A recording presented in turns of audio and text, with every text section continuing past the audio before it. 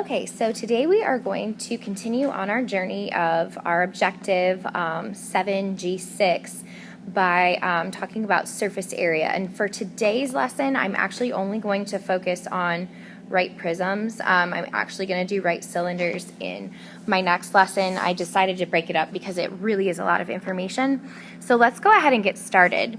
The first thing that I want you to do is to write down this objective. So objective 7, geometry, 6 and B just stands that there's like 2 A and B big ones, but this is a part of B, is to solve real world and mathematical problems involving area and volume, also surface area, for 2 and 3 dimensional objects composed of triangles, quadrilaterals, polygons, cubes, and right prisms. So we are going to start chipping away at that. So surface area is basically, the outside of an image. It's the sum of all the areas of the base and the lateral faces of a space figure. So basically just the outside of any three-dimensional object. Applications for this would be like when you're trying to side a house or if you're trying to paint a room. Those are very common, places where we use surface area. One way to find the surface area of a space figure is to find the area of its net. So if you're able to either see a net or draw a net from, what you know of a figure, that's actually a really great way to figure out the complete surface area. And the way that we're going to measure surface area, even though it's for a 3D object, because we're only adding together the areas of each flat surface, the surface area is still only going to be measured in square units. So if it were a unit, it would be a unit squared. Let's go ahead and start with our first example. So we have this block, and we're going to find its surface area by using a net for example 1. So find the surface area of the rectangular prism using a net. So my first step is going to be to draw and label a net, and you're going to need to draw your own net, first, but you can go ahead and do that. I have a picture of one right here. Okay, so here's my net, and what I need to do, it's drawn, but now I need to label it. So I have to kind of take the measurements from over here.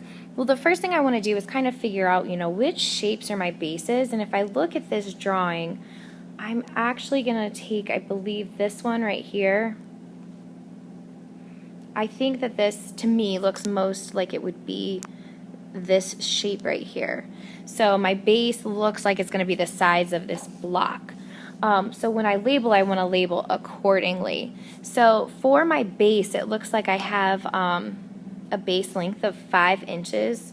So wherever I want to get that, my base looks like it's 5, and then the height is right here, but I'm going to have to come over to this side to get my measurement for that. So my height is actually 8 inches. So these bases are 5 by 8. So now I need to go ahead and I can do the other faces. So let's do like the front.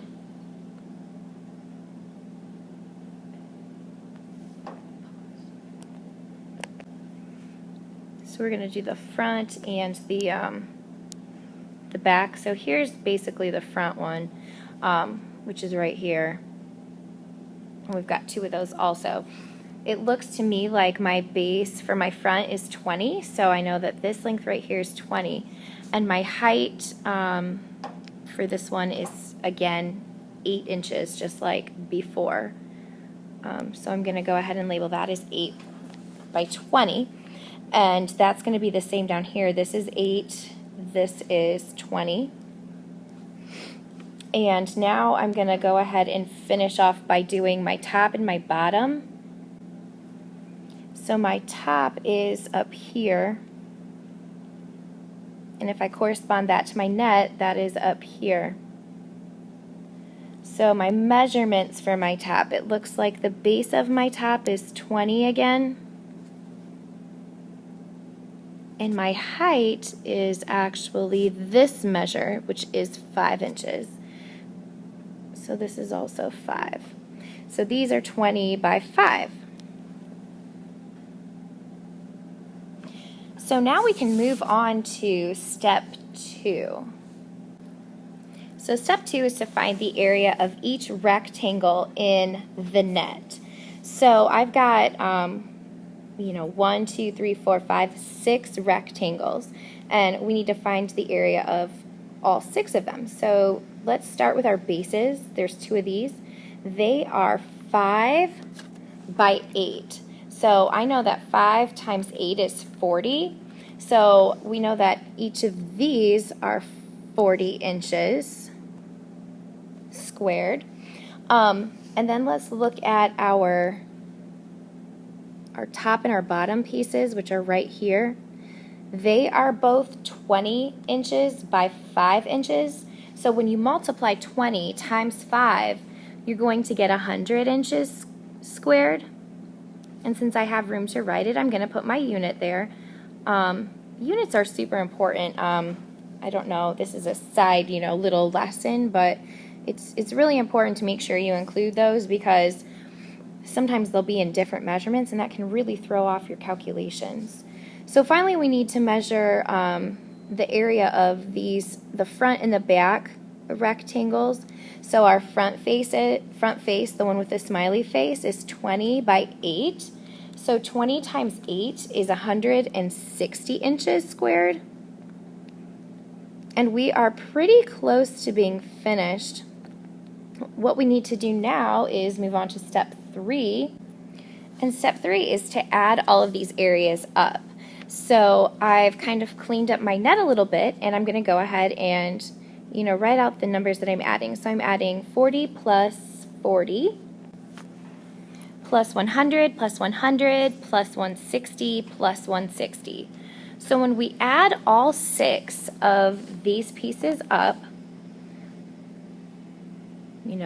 all 6 rectangles, we are going to get a total of 600 square inches. And I ran out of room. Let me write it in my little one. There we go. So 600 square inches is in fact our answer for this first example number 1. What I would like for you to do this time is to do an example on your own. You're going to work through each step. This example is to find the surface area of a triangular prism using a net. Just like we did before, you're going to have to draw and then label your net. So here's your net. I want you to label this net. You'll have to sketch it, obviously. Pay close attention to which piece is your base so that you can kind of guide yourself as to what piece matches what on the net. And then after you figured out the area of each piece, you're going to add all of them together. So I would like for you to attempt to try this one and then see if you're able to get it correct.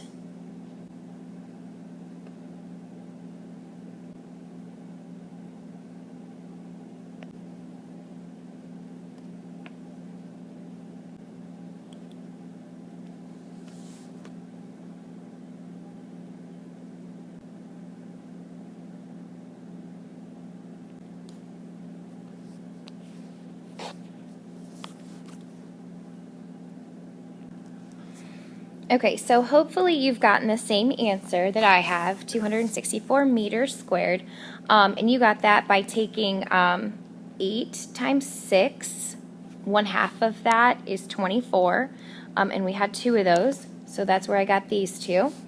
Then we took, let's see, this one was 8 by 9, so 8 times 9 is 72. Then we did our bottom piece, which was 6 by 9. 6 times 9 is 54. And finally, we had our big piece out front, which was 9. This piece was 9 by 10, so 9 times 10 is 90. And when you add them all up, you should get 264 meters.